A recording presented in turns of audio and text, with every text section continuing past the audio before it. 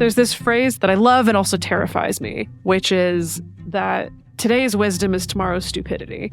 And basically this idea of you can be so convinced of something today and so convinced that you know the right thing and you know all the answers, and then tomorrow you look back on it and you're like, woof, that was uninformed. And we all do this, right? Like, I don't think there's a way to avoid that, because that's just being human and that's just learning and growing and maturing and aging. But yeah, I think about that a lot with our podcast. If anything, it's like today's podcast episode is tomorrow's stupidity. Sometimes is. That makes me sound so negative, sure. but I think it's helped me. It's definitely helped me let go of some of that cockiness from our first few episodes, for sure. And as much as I have learned, I don't know, I hope that it's engendered in me a sense of always being open to learning more. Welcome to the Multiamory podcast. I'm Jace. I'm Emily. And I'm Dedeker. We believe in looking to the future of relationships, not maintaining the status quo of the past. Whether you're monogamous, polyamorous, swinging, casually dating, or if you just do relationships differently, we see you, and we're here for you. Forms I know I did, forcing me to form myself to fit. On this episode of the Multiamory podcast, we are excited to celebrate two very important things with you. One is that this is our 500th episode of this podcast, and the other is that just last month was our 10-year anniversary since our first episode of this show. Yay! Wow. Confetti, sparkles, disco ball, backup dancers. Yay! So for this episode, we have divided it into three parts. The first one, we'll talk a little bit about some of the history that's happened over the last 10 years. In the second part, we're actually going to revisit the topic of our very first episode, which was busting 5 myths about polyamory. We're going to play you some clips from that episode from 10 years ago, so you can see how far we've come. and we'll talk a little bit about that, and we'll go through those myths, and we will bust them again and see if we can bust them better than we did the first time around. We're going for a new PR on busting. Yes. What you're trying to say. Mythbusters. Makes me feel good, yeah. And then in the end, we're going to talk a little bit about the future and some exciting changes that we're making to our ability for people to subscribe and to join our private community and to make that accessible to more people in more different ways. So with all of that, let's get into it. Let's celebrate. I don't know about the two of you, but I did not think that this was going to be my life. I didn't think my life would come to this. Yeah. No, okay. At the risk of sounding overly sentimental, really all of the best things in my life have been completely unexpected. I guess I could make the argument that so far all the worst things in my life, but all of truly the best and most amazing, most favorite parts of my life have been things that I could not have predicted when I was, 10, 15, 20, I guess, your formative years when you're thinking about what your life is going to be and hoping for what your life is going to be. Could not have predicted this podcast in a billion years, writing a book, all other types of, in your case. Yeah, all other types of sordid adventures that I've been on in the meantime. It's truly mind-blowing. Yeah. Wow. What an amazing accomplishment, and also something that I think all three of us really had no clue we would probably stick with in the way that we have. I mean, we do tend to be people that stick with things, but I didn't really realize that this was going to be something that would continue to be such like an impressively large part of my life. Now it's like my job in a way that I never expected, but kind of wanted. And it's a job that didn't even exist when we were children. I know. That's a really good point. Now I think all the kids aspire to be internet content creators when they grow up. We didn't even have that option. Well, and we kind of toe the line between like educator, content creator thing. I'd like to think that we're sort of in the middle of both, because we're not influencers by any means. And we don't do the whole social media thing to the degree that I think some kids nowadays do, or YouTube content or anything. But at its core, I think we're trying to help people out with their communication skills and help people have better relationships. And that to me has been like the most meaningful part of this. I have someone in my life who constantly asks, like, how do you want to move the world forward? And I think that, like, Wow. yeah, it's a great question. He says there are some people out there who the world moves, and there are some people out there who move the world. And he's like, and I think that you're a person who moves the world. And I'm like, I definitely want to be. And I think that the way in which I do that is this. And probably the best part of getting to do this is getting to hear stories from people where they say to us, you saved my relationship, you saved my marriage, you helped us, be able to communicate in a way that we never had before. And so, hell yeah. Thank you to those out there who even say that. Like, that's extremely humbling. But if we're going to move the world in any way, like, it might as well be something like that.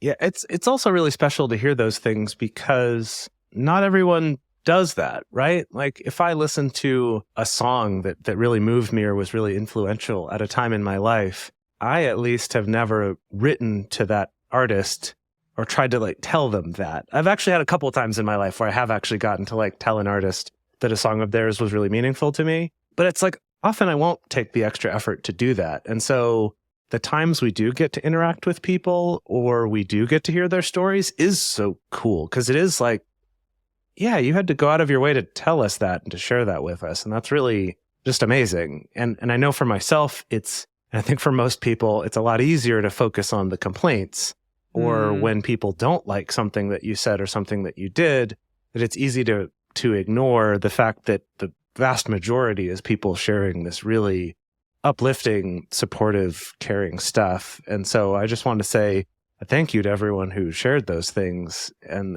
it goes a long way, even if it feels like it takes 10 of those for every one piece of negative feedback to feel equal. Yeah, there are some days where I want to throw my hand up and I'm like, why couldn't I have just, I don't know, done a bread podcast? Bread's not controversial. Bread no one has opinions, hot takes about bread. They probably do. Well, so that's the thing is then I started to realize, of course, the more time you spend on the internet and the more you dive into weird little subcultures or hobby corners of the internet, the more you realize, no, I think pretty much every hobby and every interest has probably just as much internet drama as it possibly could in places that would be surprising to you. So yes, I'm sure that if I even went down the rabbit hole of bread content, I would find all of the drama and the fallout. So that was like one realization. But then the second realization is that it's really lucky to be making a podcast that is about such a high stakes topic, honestly. Yeah. I mean, we're not talking about necessarily, international policy or, changing, lifting people out of poverty or things like that. But everybody has to deal with human relationships in some format. And I think that's why, when people are upset by something we've said, they can get really upset. But also when people are moved and inspired into action and change by stuff that we've presented on the show, it's serious business. And it's a level of purpose and meaning to be able to have in your work that not a lot of people get to feel into so acutely all the time. Yeah. Something that I was thinking about as we were looking at the fact that it's been 10 years and 500 episodes, which still blows my mind a little bit to think about. I've been thinking about our humble beginnings, right? So 10 years ago, podcasts were still sort of new. I'd been listening to them for a while before that. Some people like Polyamory Weekly had already been going for like 10 years by the time we started because they were the super early adopters. But it was still relatively new. There weren't a ton of podcasts out yet. Not a lot of people knew about it. So it was kind of more of this trying to explain to people what it is that we do. And then also that our setup was very low tech, right? And also all of us were broke most of the time. And so it was also like, how can we get by on this cheap set of equipment, right? So we had this one little digital audio recorder that my dad had gotten me actually as a birthday present, I think the year before, that he got me this little audio recorder, and we all crowded around it just on the one mic, and all three of us would record our stuff. Then we wrote our notes on whiteboards, where we would just kind of like get together beforehand and like write out an outline for it. For our very first episode, it was literally just printer paper that we found in your friend's house. I really wish we still Staying with had them that at the paper. It would be great. Yeah. Could frame it or something. Yeah. So the very first episode we wrote actually sitting at a park with this piece of paper In Seattle. and we wrote down our notes about what we thought the 5 myths about polyamory were. And I'm actually curious to see when we get to those, how much we think those are still the big 5 myths, or if, because we've done some other myth type episodes since then. I'm curious if Mythic we think episodes, I think is mythic episodes. That's the word for you're sure. looking for. Well, and I was kind of impressed with us that these 5 myths were not necessarily the ones that I think everybody immediately thinks of when they think about like myths about polyamory. They were a little bit, not more abstract, but they were ones that were kind of outside the box of just the normative. Everyone is going to think about these things with polyamory. Like, I think that we took it a little bit further. And something that I was impressed with, even though it sounded like complete shit, and we're gonna play some. You mean audio quality? Yes, audio quality wise, it sounded. We were just recording terrible. in a very echoey dining room. Indeed, we were. Yeah, but I still found that a lot of the things that we were saying had the roots, had like the essence of what we believe now too. Yeah, it wasn't that different. I know that we've grown and that we've changed and that our experiences have really pushed us in various directions, and maybe we were a little less cocky now than we were then. I detected some cockiness within us about like we knew exactly what we were talking about even after only having done polyamory for like a short amount of time back then. Well, I think it's a double whammy because I think almost everyone who comes to non-monogamy goes through that phase. Yes. Once they've hit their stride. Sure. Right. And they're not in poly hell or something. Once they've hit their stride, they immediately go through that. Oh my God, I've found the cheat code on relationships. Yeah. A lot of people go through that. We were right in that phase, which is interesting. Yeah, we were right in that phase. And then I think also to whip out a mic and make a podcast requires a certain amount of cockiness, right? Oh, I mean, for sure. I think to make any kind of content on the internet, there's a certain amount of cockiness that you need. And that's not necessarily a bad thing because it's like you need something that's carrying you through, putting your neck out there. Well, and it's funny though, because shortly after that, within the next 6 months or whatever, like everything did go to hell in our relationships.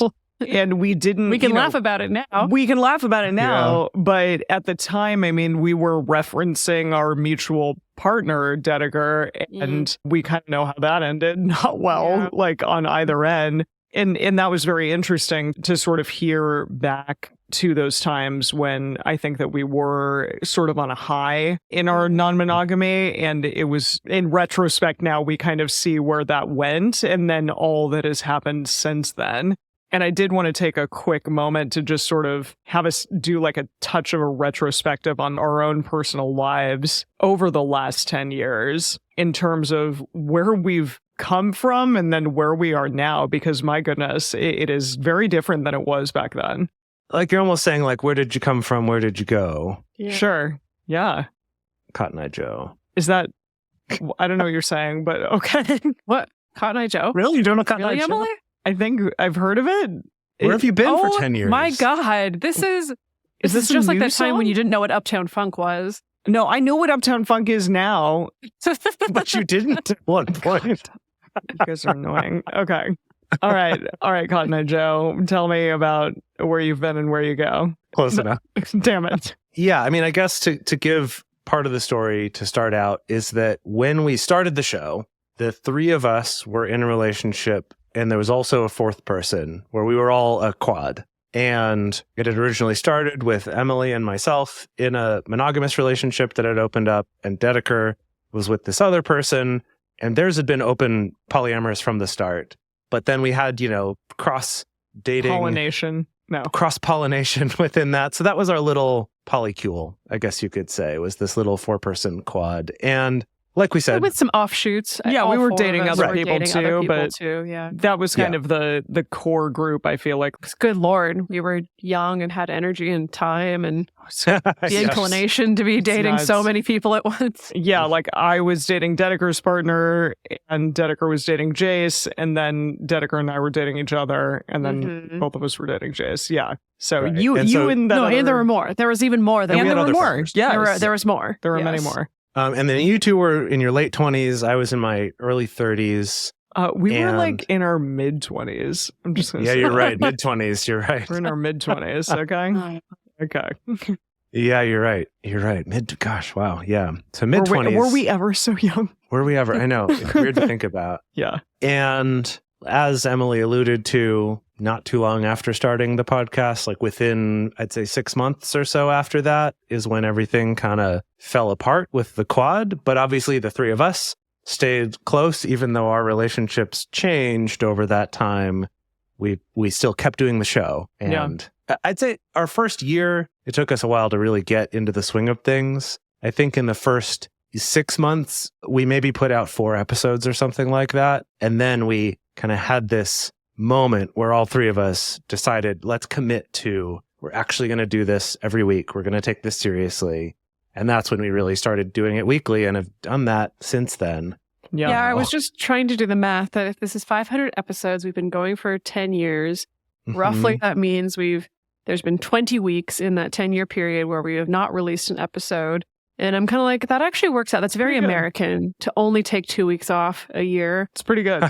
And that's pretty much what we've done because we have, I mean, recently at least, we tend to take 2 weeks off at the end of the year to just give ourselves a freaking break. But yeah, in terms of the rest of the time, we really didn't take that much time off. And the fact that I think we had the wherewithal, even through all of the intensity of like changing relationships, to say, no, this is important enough to us that we're going to keep going and we're going to try to make something happen here. I think that's also just a testament to the kind of personalities that the three of us have, where we're like pretty committed to things and we decide, yeah, we're just going to do something when we decide on it.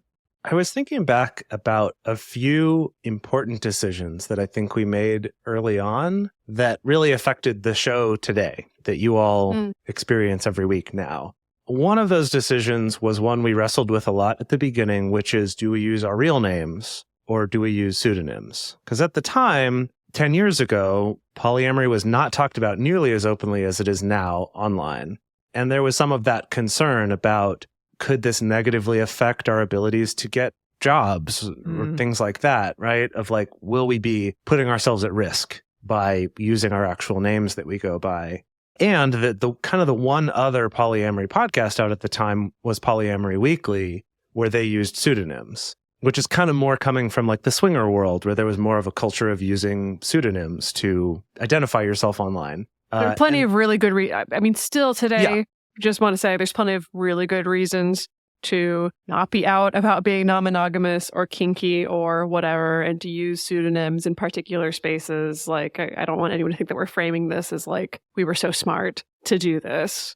But I think it was an important decision because that decision then affected how we did the show and what our goals were for it. Because that decision for us was related to, we want this show to be about normalizing this and saying this isn't something that we feel like we should have to hide. And all three of us were in a position where we didn't have jobs that were immediately on the line. None of us were working in particularly conservative industries.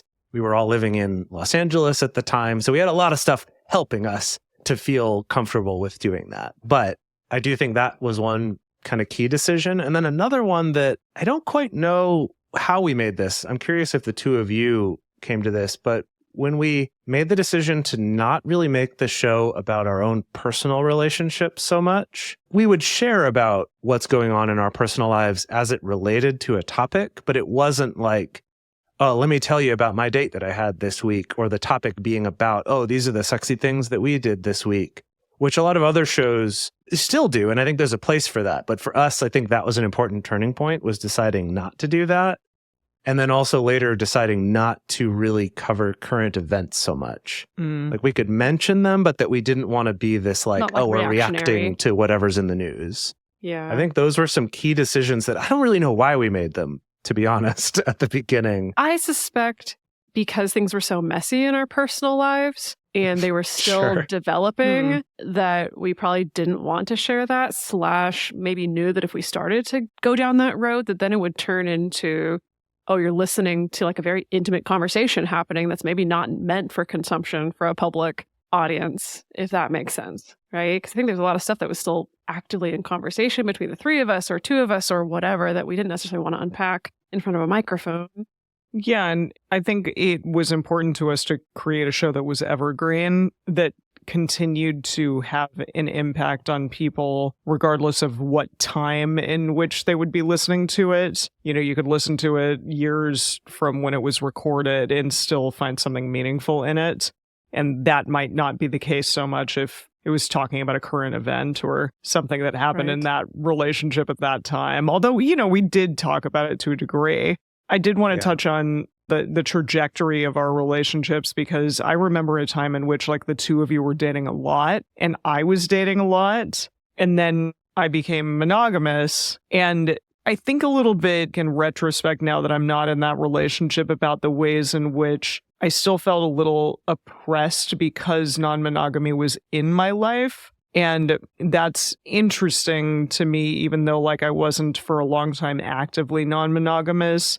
The fact that it was a part of my life so intensely because I talked about it on a weekly basis, it still became a thing that I felt a little bit punished for in my monogamous relationship. And my relationship with the two of you, as intimate as it was and is, was a thing that was really challenging for my monogamous partner. And kind of going back to non-monogamy now and feeling in essence like I'm young again, like I'm kind of back where I started, which sucks a little bit because I'm older now. And therefore, I feel like the element of time is more intensely in my face than it was when I was 26 versus when I'm 36. Time feels more precious. Absolutely. You know, like time is kind of slipping out of our fingers at all times. And it's the most important resource I feel like that we have. And so it really like puts into perspective what you should do with it and who you should give it to. And if you're just kind of dicking around and not necessarily like giving it to people who are worthy of it, then that feels challenging. And so the non-monogamy aspect, I mean, you're putting a lot of faith into potential. And you want to do that intentionally, but also with curiosity and with excitement and with courage. And it's hard. It's interesting. I still feel like I'm an infant again in this moment with all of that. And it's hard sometimes. But you're an infant with 500 podcast episodes under your belt. But in intentionality in your brain is very different than it is in practice. Sure. And I feel like I can think about non-monogamy like here, but then putting it into practice is somehow more challenging. So I'm figuring that out still, now being non-monogamous again. How about you two? Well, I do think where I'm at in my life now as far as relationships go is it's, in a weird way, it feels like I've spent the last few years of my life, the last 10 years of life, being like professionally non-monogamous, right? Yeah, you know, right. I've been out for a very long time. I think about this subject all the time. My day job is working with clients who are largely non-monogamous or creating content for this show or doing workshops or giving talks or things like that. And then when it comes to actually doing non-monogamy, yeah, it is a little bit different. And it's like, it's tricky. It's almost like I feel too close to the work. That it's hard for me to just go along for the ride with an experience. You know, it does feel different when I was in my 20s first exploring this, and it was a little bit like, I'm just going to throw myself off the cliff and just have a great time and like see what happens. Yeah. And now it's a little bit more of, okay, I've been burned by the cliff and now I got to be more intentional and try to figure out what my flying machine is going to be, and a little bit, many times bitten, many times shy. And also, I think I'm an overthinker by nature and very analytical by nature. And now I have all this information and all these tools and all these research studies and everything in my brain. And it's hard to quiet that sometimes when I think approaching dating or relationships. Even though, in the same breath, I will say that as much as we have this really amazing audience of listeners who are so kind and, share with us all the time about their favorite tools, or the episodes that have moved them, or the guests that have been impactful for them, by far, I feel like the three of us have benefited the most in the sense of like what we've gotten to learn over the years by just steeping ourselves deeply in this relationship topic. Like there are so many tools and random things I picked up from research studies and random things that guests taught us that have impacted my life and how I conduct relationships now. That is just, I just can't even imagine. I mean, like the joke that I tell also is, particularly when thinking about my relationship with Jace and being together for 11 years, is I'm like, yeah, it turns out when you and your partner sit down and talk about relationship stuff every single week for 10 years, it impacts your relationship and does give you a lot of tools. Gives you a lot of tools, a lot of things to try, a lot of ways to think outside the box. And same thing with my friendships as well. I was going to say, I think that something this show and just the general topic of looking critically at relationships and non-monogamy has really enabled is to have such an important and close relationship with Emily when we're not in a sexual relationship and haven't been for 9 years or whatever. That I think that transition is one that lots of people know is a hard one to make, to go from having a romantic sexual relationship to not. That's already a hard thing to do. But then also to keep up that level of like connection and intentionality and like significance in someone's life is challenging. But I think this show has really helped enable that. And I love the fact that when I talk to even certain coworkers that I've connected with a little more, that if we get together and it's like, how have you been? How's your life? How's Dedeker? How's Emily? That like she comes up as one of those questions, like the way you would with children or partners or those other types of important relationships. And I love that that's the case, and that gets to be the case is really cool. Yeah, I think any new relationship that I'm in now, immediately I will say, like, you have to be okay with this partnership that I have with these two people. Right. And it can't be a thing that is going to cause you strife or unhappiness or jealousy. I understand if those things may come up from time to time, but it can't be a thing that makes or breaks our relationship. You got to be okay with it because it's going to be there. And, you may come and you may go, but they're going to still stay. So deal with it. So I want to pivot us a little bit so that we can get into busting these myths here in a second. But to just go back real quick to the history of this show, I would say after that first year or so, we were getting somewhere in the neighborhood of maybe a couple hundred downloads per episode, maybe up to 300 or so. And I remember that our very first sponsorship that we ever got, and we had a few that were all these affiliate links where we wouldn't get paid in advance. We would only get paid if people used our code, and it'd be like some percentage of their purchase. And there, for those of you that go way back, you will remember that's like Bombas Socks was one of them. Quip toothbrushes. Yeah, we had definitely a good cohort of early loyal Multiamory fans who had their quips in solidarity. Yeah. We still use Quip toothbrushes today, even though they're not a sponsor of the show. We did end up liking them. In that case. Yeah. They made more money from us than we ever made from them. That's for sure. But one of those was Adam and Eve, which I'm sure you all know, but Adam and Eve is like an online sex toys, condoms, pornographic DVDs for anyone who still has a DVD player. Do they still have I'm not sure. I think they do. But they were one of those early sponsors, and they had a really good deal, and it was one that people could use over and over again. And so that was kind of the one that actually made us any money. And I remember talking to some other podcasters who are in our network at the time who had tried it and hadn't had that much luck. But for some reason, our listeners really enjoyed the Adam and Eve thing. And I remember that we talked with the other people in the network being like, oh no, it's worked out really well for us. We've made like $12 this month.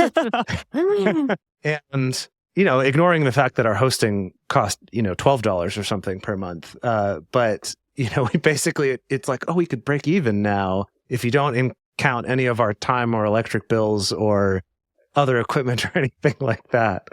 But that we still run ads for them because it is still kind of this cool thing that helps fill in some of our back catalog, and that just the legacy of it, that they've been with us since the beginning is kind of fun. And so in the spirit of that, we're going to take a quick ad break right now. These sponsors, I do want to say, like, anyone who runs an ad on this show is already a little bit of a special company, because even though our show is not really explicitly about sex most of the time, we still fall into that alternative sexuality category, which a lot of brands are just like, nope, I will have nothing to do with that. I don't want to get involved with that nasty shit.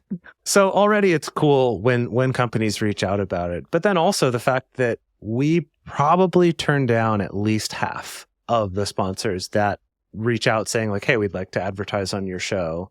And we already have a network that's filtering out ones before they even get to us. And even then, we still turn down a fair amount. So we do really appreciate the companies that are willing to say, hey, yeah, we're going to give you some money to help you keep this show going. And we trust you and your audience to do our ads and to be interested in it. So with all that said, take a moment, check them out. If they're interesting to you, if you use the promo codes, that's what lets those companies know, yeah, hey, it is worth it to run an ad on this type of show. And then, of course, if you'd rather not listen to ads, we have ad-free episodes that are available to our subscribers. And we teased that we're totally changing the way that we do our subscription stuff. We've been with Patreon since the early days, back when Patreon was newish. Not a lot of people knew about it, but we're starting a new chapter of our lives. And we're going to talk more about that toward the end of the episode. So stay tuned. But the important thing to know is that if you want ad-free episodes, if you want early releases of episodes, access to our private Discord server and our Facebook group, as well as more things that we're coming up with all the time, and our video discussion groups we do monthly, all these things, we're now offering those on more of a sliding scale, pay what you can model. So stay tuned for all of that. We're really excited to make that available to more people. So we wanted to touch on our very first episode that we ever recorded 10 years ago, which is incredible, where we busted some myths about polyamory. And again, I wanted to reiterate that, like, it was very cool to hear us 10 years in the past, just the fact that that's even a thing that we can listen to. We just have this huge archive of kind of us growing up to a degree, moving through our young adulthood into the people that we are now. And I was impressed and surprised by, like, the changes that we've made, but also how we're similar at the core fundamentally. And we also had the same theme song that we use today, which I didn't realize would be in there. It wasn't quite the same opening intro that we usually do, but it was cool that we had something similar to that. Welcome to the Multiamory podcast, the podcast for those of us that are tired of the same old relationship advice. Whether you are polyamorous, considering it, or just want to have better monogamous relationships, this is the place for you to find new ideas and out-of-the-box thinking on how to live the happiest, most fulfilling, and sexiest life possible. In this, our very first episode, Dedeker, Emily, and I talk about the 5 biggest myths that we come across when talking to people about polyamory. Thank you so much for checking us out. We hope you enjoy it. We have remastered the theme song since then. Yes. Mauricio and I worked on that several years ago, but it was the same song. It was of the course, same written song by my brother and his friend Anand from college, who let us very graciously use their song for free as our theme song on this show. So let's get into some of these myths. Here's the first one. We're going to play all of the different myths for you. And I wanted to let you hear us from the past because we've come a long way in terms of audio quality at the very least. Hopefully also our brains have made some changes and upgraded a bit from where we were back then. But yeah, I would love to let you hear the dulcet, echoey tones of the past. So let's get started. Yeah. Okay, so the first myth that comes up a lot is that it's just about the sex, or it's all about the sex, or the reason why we do this is because we're sex addicts. Right. Basically, Or swingers or something. just that it's all sex. I get that a lot. Like, I talk to someone about it, they go, oh, like swingers. Yeah. It's like, well, no, actually, not at all like swingers. So first of all, hoo boy, echo on that.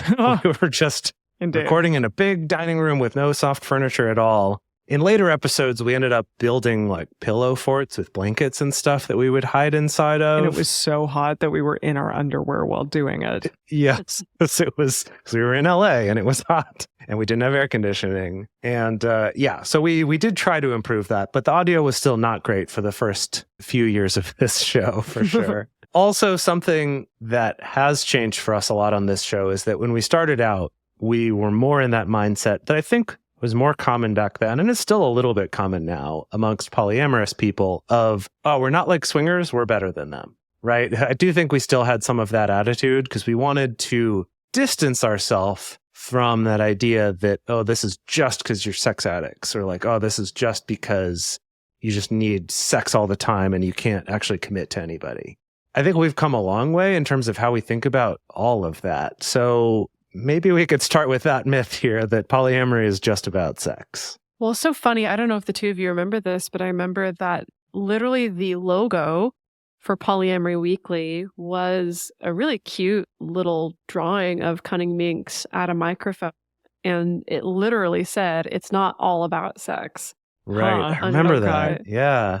Now, it makes sense why we would have latched onto this one, because I do think that was maybe one of the more dominant myths at the time. I think that's still in the ethos now. I do think it's shifted a little bit. I think people now that there's been more media coverage of like triads and, oh, this polycule's living together, raising a baby and stuff like that. And it's more part of the discourse. I think maybe more mainstream people have realized like, oh, this is maybe not just a sex-based thing. And I think it's maybe shifted more into, well, that's just weird and non-normative, rather than, oh, it's just all about sex and therefore automatically that must mean that it is bad and depraved.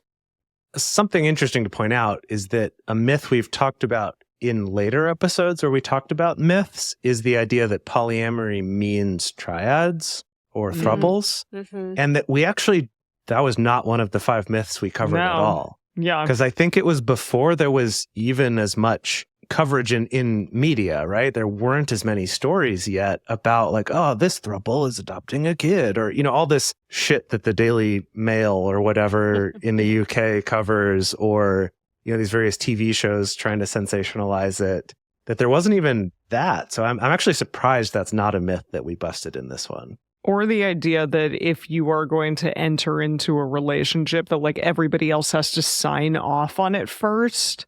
Like right. That's it's like a big thing. committee. Exactly. Yeah, that's a big thing that's out there. I agreed with some of the stuff that we said in this section, which was like, if somebody wants to just have a lot of sex, polyamory is not necessarily the way to go. I mean, I do think that a lot of people out there who are non-monogamous will engage in a lot of sex, but there is the potential, of course, for having really meaningful relationships, and therefore the need to have a lot of communication, and that's going to probably take up more of your time than just a lot of hot sex with a lot of hot people. Yeah, I'd say it'd be more talking about sex than exactly the idea of sex. This was also at a time, I think this is before I even knew that the A spectrum existed. Or that we didn't acknowledge that at all. Yeah. Or that like asexual people were actually relatively well represented within non-monogamous spaces, right? Within non-monogamous relationships. I had absolutely no idea. That was a learning for me that came a lot later. For sure. Yeah. But we did cover things like the fact that polyamory, as distinct from what a lot of people think of as just open relationships, is that there's not rules set up to limit how emotionally involved you can get or falling in love or any of that there is not those sorts of limitations. I think what's interesting is between now and then, in general, I think the polyamory community has moved away from focusing as much on rules as they did even just 10 years ago, where that was more normal, I think. And people still might have some, but I think it's less like, oh, you gotta have those. That's like a key part to success, which I think used to be the way people approached it. Moving on to myth number 2. Okay, our next myth is going to be, if you actually loved someone enough, you wouldn't need another person. You wouldn't need a secondary partner, or you wouldn't need to be polyamorous at all. If your primary first person is enough, or if you were to find the one, then you wouldn't need to be polyamorous. So this myth sort of touches on this idea that if somebody comes into your life that becomes sort of this mythical one or an important enough person that sort of pulls you away from the idea of multiple people, that you're just not eventually going to need non-monogamy anymore. And I think that this is still pretty prevalent, although maybe less prevalent than it was perhaps at this point in time. Like we've said on multiple episodes, kids these days and people just in general are more aware of the idea of non-monogamy and therefore maybe aren't eventually just going to go to the idea that, like, if you find the right person, you're not going to want to do this anymore. But this was definitely a big deal back then. Yeah, I think something that came up since then was that one of the potential reasons why people can react in a really strongly negative way to the concept of polyamory actually has to do with this one. That we're kind of taught this Disney princess narrative of, well, when you find the one, you just won't see anyone anymore. Like, you just won't even be interested in anyone because it'll just be this one person that captures your whole attention, all of your desire, everything forever, for the rest of your life till you die. And the reality of it is that that's not true, that our desire for other people doesn't just turn off. Or if it does, that actually kind of often coincides with our desire for everyone, including this one monogamous partner, also going away. That it's kind of this like more of a global on-off switch for attraction and interest rather than specific to this person and not others. And so the reality is it ends up being monogamy is a choice that takes work and is challenging. And so I think for some people, there's like this internalized guilt that they do feel any kind of interest or attraction for other people, and they have to work really hard to suppress those things and to actually be monogamous. So then for someone else to come along and say, you didn't have to be doing that all this time, is like an affront to all this work that they've done for so long that it's upsetting. And I think that's valid. I mean, that does feel upsetting to kind of have the rug pulled out from under you in that way. So I do think this is an interesting one, that it's still around, this kind of narrative that if you meet the right person, you're not going to really want anyone else as much. The piece of this that I know we did not cover, but where, again, I think that we've grown to look at this myth of if you truly loved someone, you wouldn't need anyone else. I do think it echoes a myth that goes beyond just non-monogamy and goes into our cultural assumption that if you find the person that you can romantically love, that's really all you need in life, right? Almost as if all you need is love. Well, the direction I was going to take it is that we have this adage about how it takes a village to raise a child. And I really think it takes a village to be a human. And I know other sociologists and other thinkers have already commented on the fact that nowadays we project onto a romantic partner all the things that we would have gotten from a village of people fulfilling many different roles. It's a lot to ask roles. of one person. Yeah, and so again, I think regardless of whether you're non-monogamous or not, I know that's been a big learning for me over the course of the show, is that there's actually a lot of really wonderful, loving relationships that are not just romantic and sexual relationships that we do need. Mm-hmm. Yeah, and non-monogamy is great for having multiple interesting, awesome romantic relationships, but you can have additional things that aren't that as well. And love is not a finite resource, and it can expand into all types of relationships, not just romantic ones. I just had this thought of like, is the dark secret that we've waited 10 years to reveal that polyamory is just the gateway drug to actually get you to value all the relationships in your life and not just your romantic and sexual ones? I love that. The whole it's been a trick all along. Let's look at myth number 3. So the next one, this is the third one, is that polyamory is a way of avoiding all the hard work of a monogamous relationship. It's a way of, avoiding commitment. The phrase that everybody tosses at us is having your cake and eating it too. Oh, so much. A lot of people All say over the like place. you just can't do that. Oh, this is one that I think any person who's been polyamorous for really any length of time will just immediately laugh at this question, because especially at the beginning, it feels like you're doing so much more work than you ever did in a monogamous relationship. For sure. So I think that when people approach it from that way, it just means they've never tried it. And so they just assume, oh, well, relationships are hard work, so you must be taking some kind of easy road. And boy, oh boy, especially early on, that is not the case. It's kind of fascinating how non-monogamy throws into view all of the things that are challenging for you specifically based on, I don't know, your upbringing or just certain triggers that you have from past relationships or your life in general. And when you're monogamous, honestly, a lot of those things just never come to the surface in the way that they do in non-monogamy. So something that I've heard from partners recently who are new to non-monogamy, it's this idea that I never thought that I'd have to worry about this in a relationship before. And it's really hard that I do have to think about it and interface with it so often. And so I think that, the hard work of monogamous relationships, the hardest part probably for most people about monogamy is just the fact that you're saying no to the possibility of sleeping with and being with multiple people. I think that that's one of the harder things of monogamy that people think about when they say this have your cake and eating it too kind of thing. Yeah, which I always say, what's the point of having cake if you're not going to eat it? For sure. It's just to look at. It's a decorative cake.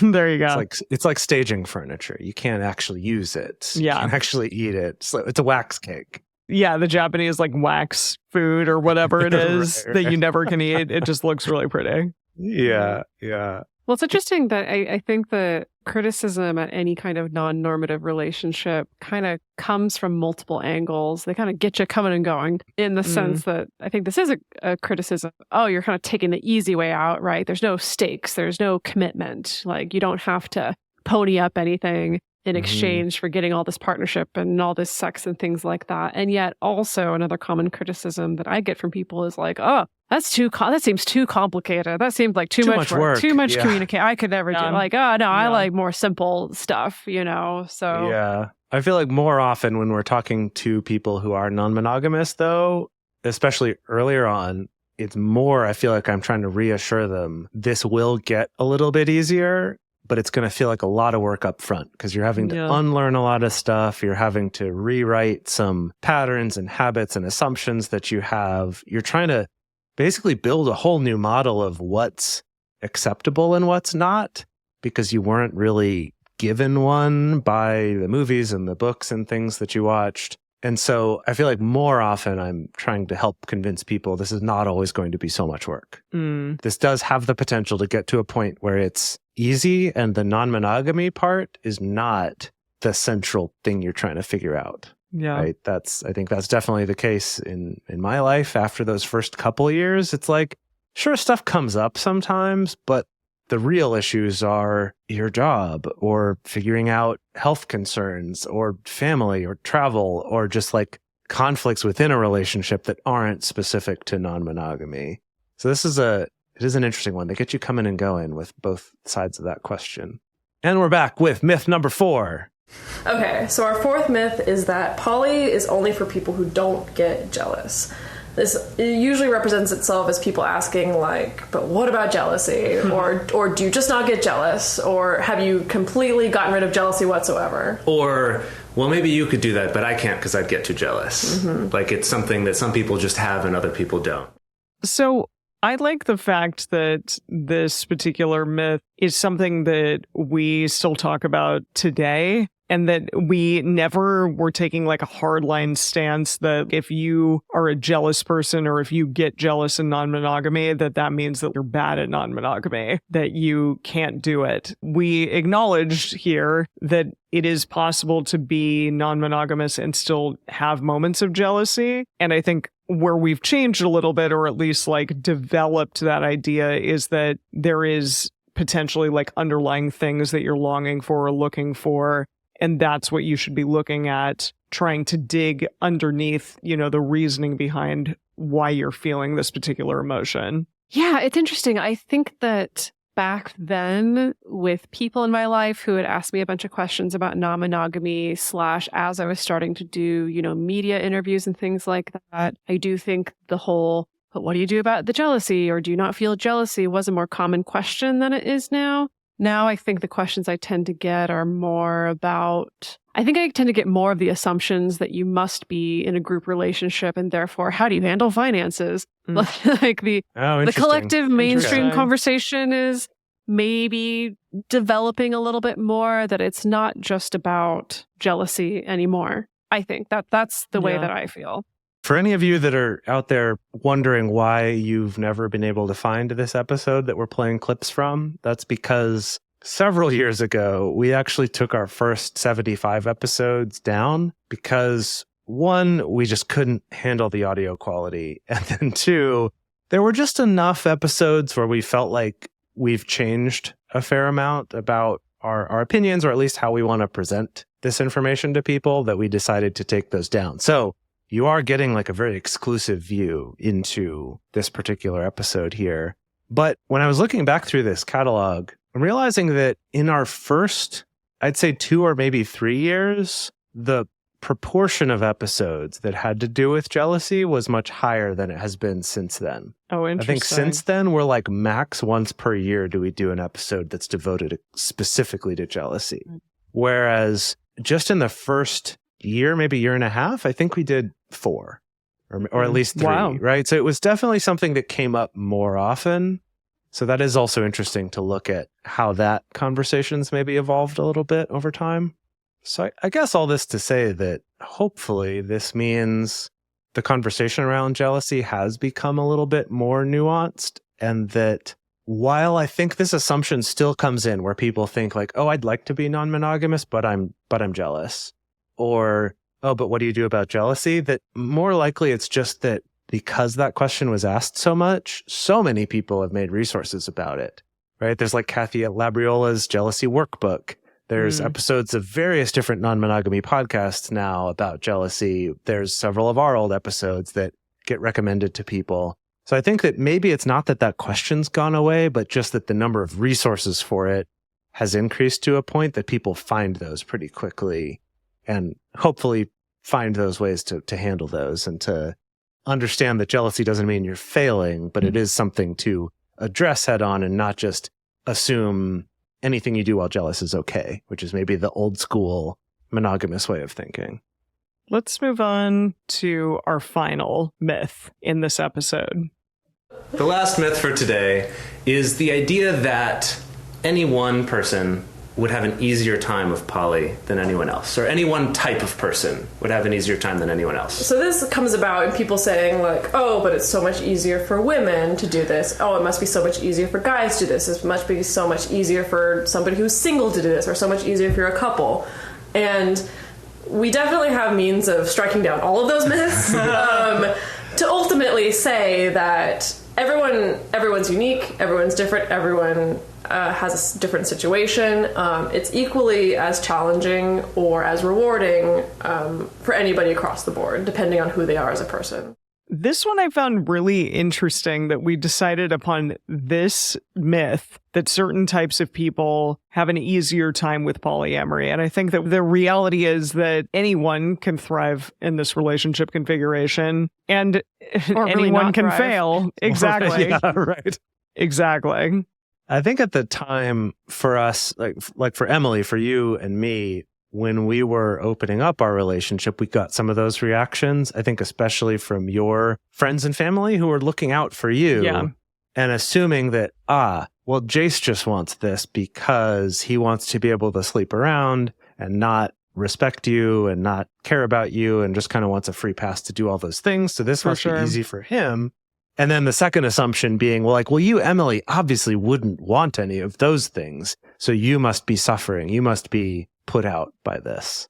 I got a similar reaction from a family member now that I think about it. That, because yes, I was, at least the partner that was the most visible to them was a man. And so, they pointed out, I don't know how I feel about this because this really seems like a young man's absolute fantasy situation. This seems like this is much more tailored to him than it is to you. And of course, that is built on the backs of some stereotypes that are not 100% based in complete myth, right? There's a reason that those stereotypes exist, but also, that implication of there's no way that a woman would ever actually want this.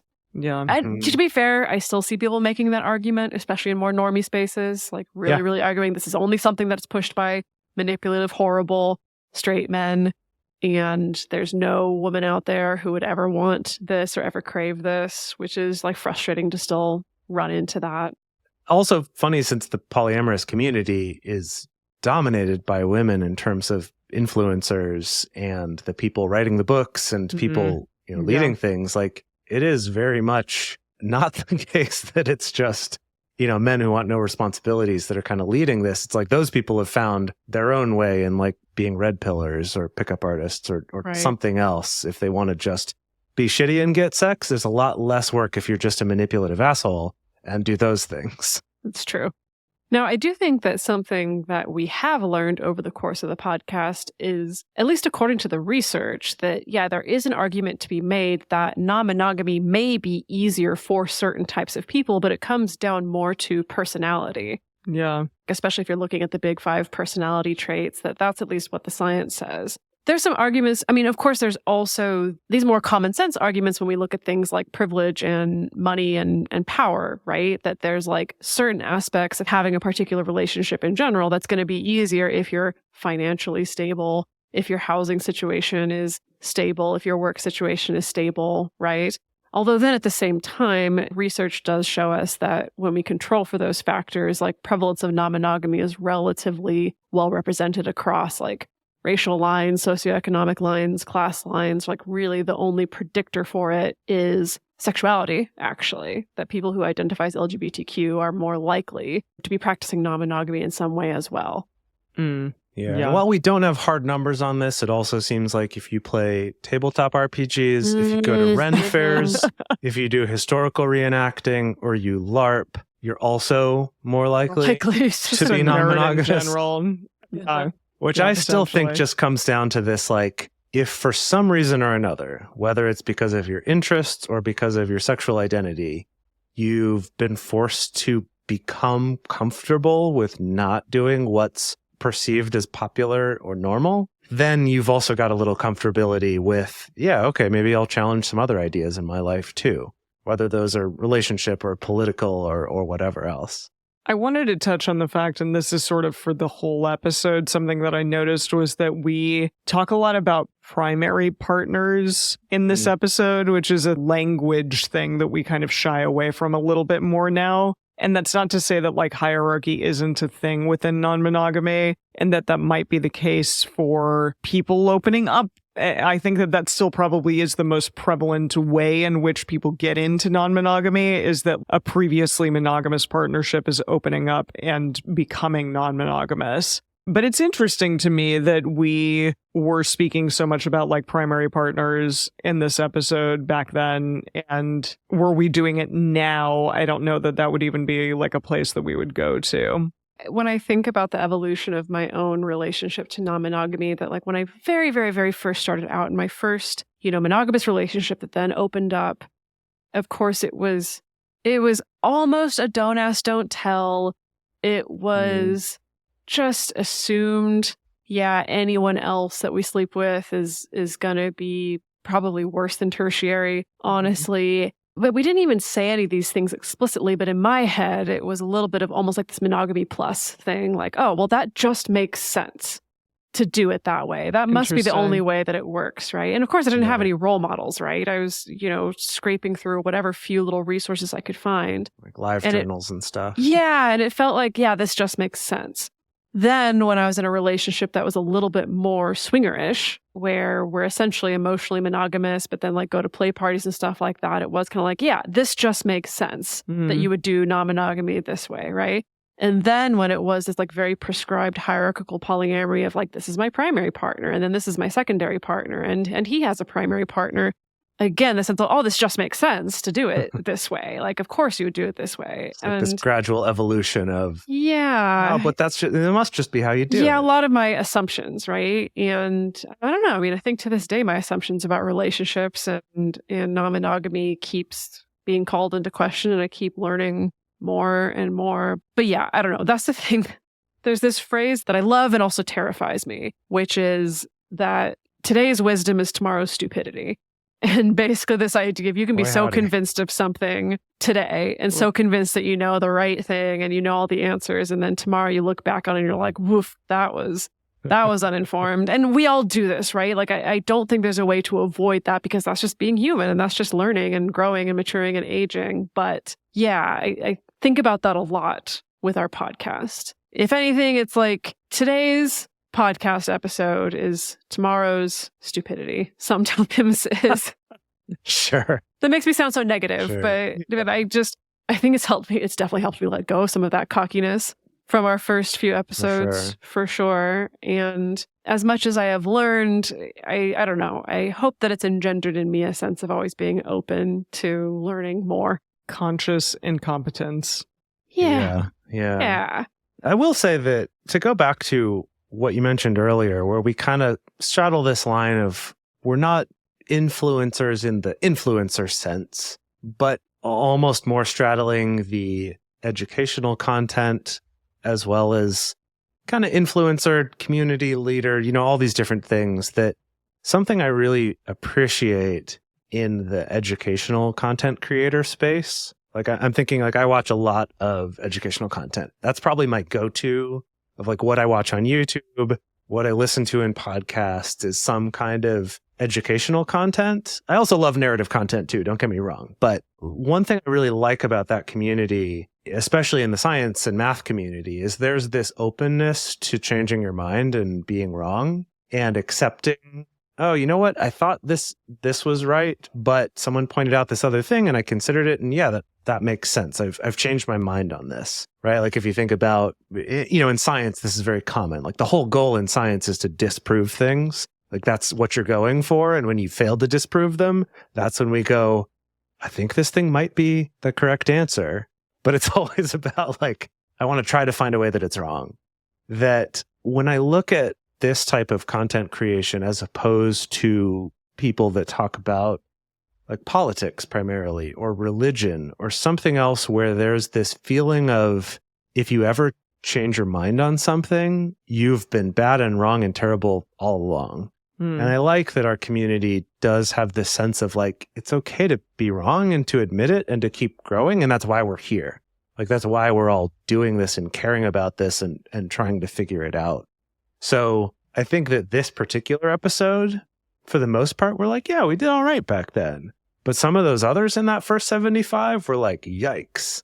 There's some stuff where we're like, no, we've kind of changed our minds since then. We don't want that to be what people find and think, oh yeah, that's what I should do then, because that's what they're telling me to do. But anyway, I just love that aspect of the kind of educator space and the people who really research relationships and care about these things, is this like openness to change and to questioning what it is that you believe, and that the strength comes from the ability to adapt and question rather than deciding you've got all the answers at this point and then doing your damnedest to never change those beliefs, which I think is kind of the way I was brought up to think about relationships. And I like that this way of approaching them is the opposite of that.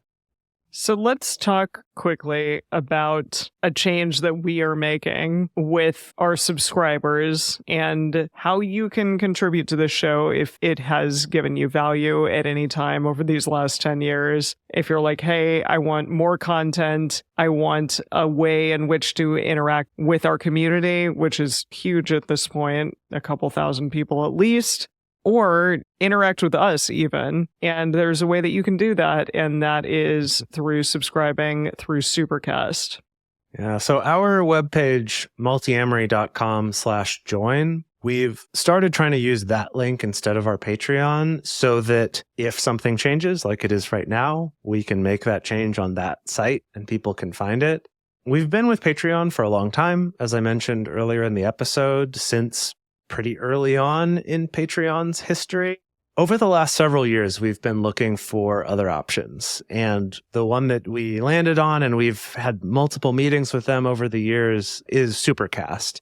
So you can still get to it through multiamory.com/join to like get the information about it. But there's a lot of stuff about it that finally kind of pushed us over to make the change, even though it's a lot of work on our end to kind of change stuff on the back end, to get that figured out, to get it set up, to coordinate all of this. But there's just enough awesome stuff about it that we're excited to finally be doing this. I do want to say right off, though, for those of you worried, we're not shutting down the Patreon right away. So if you are a patron, you'll still be able to get your current benefits through that. For the time being, at some point, we might move away. But for now, like, you'll still be able to stay where you are. If you just hate change and don't want to do that, you can. However, hopefully, by explaining some of why we're moving, you'll kind of see the benefit of this and why this is worth doing. There are many exciting things about moving to Supercast for our subscribers, but one of them being that we're making a big change in the sense that we're switching our tiers to be sliding scale. So as in, we're trying to set it up as best as we can to essentially make it almost like a pay what you can, right? Within a certain range. Because like, here's the deal is that we've had so many like amazing subscribers, amazing people in our community over the years. And sometimes they fall on hard times financially, but like they've made friends with us. They've made friends in the community. They don't want to leave. It breaks their heart to have to leave. And we've tried to find workarounds as best as we can. But this is a platform that, first of all, enabled us to make it sliding scale, right? So like if somebody's having a good month, they can pay more. If they're having a harder month, they can pay less. It gives us the ability to give people promo codes for financial relief, right? So that it's like, if you're having a hard month or it's just like not working out for your finances right now, but you don't want to be disconnected from the community, like we can give you a promo code for free access or for cheaper access.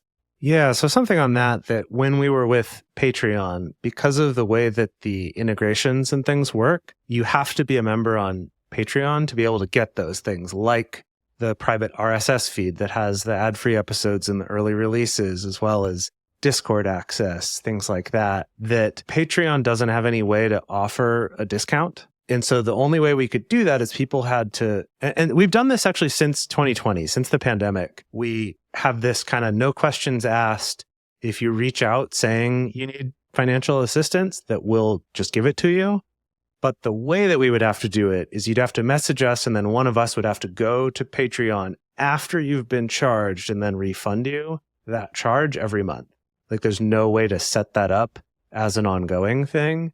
But with Supercast, we have this ability to have promo codes for that for different lengths of time. And so that lets us just have a form that you can fill out, because we're not going to ask for your tax returns or pay stubs or anything like that. Like we trust you. If you're going through the work of filling that out, it's because you actually need it. And so that makes it much simpler for you. So if you're someone in that situation, you can just fill out that form, get the promo code for the amount that you want to pay, and still be able to be part of the community.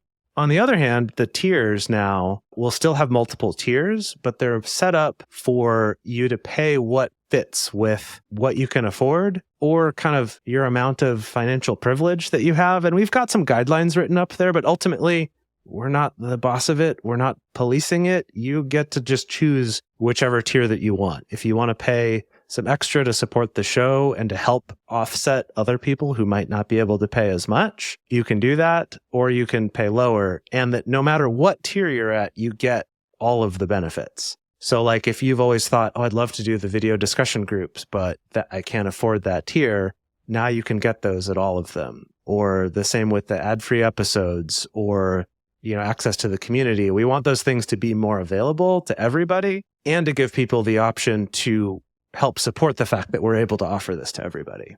Another cool thing that you can do is you can gift memberships to our community. That's something that people have asked for a long time, and it's not really available at all on Patreon. And so now with Supercast, you can gift a membership to a loved one, to your partner, to a family member, a friend, whomever. And if you're like, you know what, I love you guys, but I'm not going to pay every single month. I just want to give a one-time donation. You can do that as well with Supercast. That's really cool. We're going to be rolling out other bonuses for people who become part of the community. And also we're going to be sending out more official announcements later this week. So keep your eyes, ears, nose peeled for more information about this switchover and what it's going to involve. But ultimately, the note that I want to end on is that the majority of how this podcast is funded, I believe it's still around 65-ish, 70% of our funding comes from our members, our subscribers, right? The people who choose to support us. The rest of it comes from ads. Now, if you want a breakdown of like how that money gets spent, you can go listen to our behind the scenes episode that we did for episode 400. Spoiler alert. We don't just put it in our pockets. It goes towards all of the effort and time and cost that it takes to run a podcast. But more so than funding the podcast, being able to meet the people who really believe in our work the most and being able to watch them thrive in the community and make their own friendships and create little meetups, or people meet together to like play video games online, or they might meet for their own little discussion group or stuff like that. Like, that's been some of the most amazing, magical parts of even having a community that sprung up around the podcast. And like the few times that we've been able to do little hangouts, like live event hangouts that are exclusive to the people that are helping to support the show, like that really helps us to keep going. I mean, not just financially, but emotionally as well. So thank you all for being here, for celebrating our 500th episode and 10 years of making this show. It's absolutely amazing, and I'm excited for the next 500 episodes. Can you imagine if we get to 1,000? Whoa. That's ridiculous. That's insane. Just the idea of like 10 years from now is also a lot, but here we are. It is perhaps as hard to imagine as it would have been to imagine this 10 years ago. So there it is. So here we are. But thank you all for joining us for this episode, and hopefully you enjoyed getting not only to bust some myths together with us, but also to see how the way in which we might bust those myths has changed over the last 10 years. Yeah, I just want to say to both of you, and I've said this multiple times on the show before, it has been the privilege of my life, truly, to get to do this with the two of you. It's real good. It's a pretty special thing. Good. Yeah. Indeed. And we have a question out there for all of you that is going to be on our Instagram stories. And it's the question that I've been asked recently. And I want to ask all of you, how do you move the world forward? If that's something that you're interested in doing, how do you do it? What is something that you do that is impactful? And the best place to share your thoughts with other listeners is in the episode discussion channel in our Discord server, or you can post in our private Facebook group. You can get access to these groups and join our exclusive community by going to multiamory.com/join. In addition, you can share with us publicly on Instagram at multiamory_podcast. Multiamory is created and produced by Jace Lindgren, Dedeker Winston, and me, Emily Matlack. Our production assistants are Rachel Shennework and Carson Collins. Our theme song is Forms I Know I Did by Josh and Anand from the Fractal Cave EP. The full transcript is available on this episode's page on multiamory.com.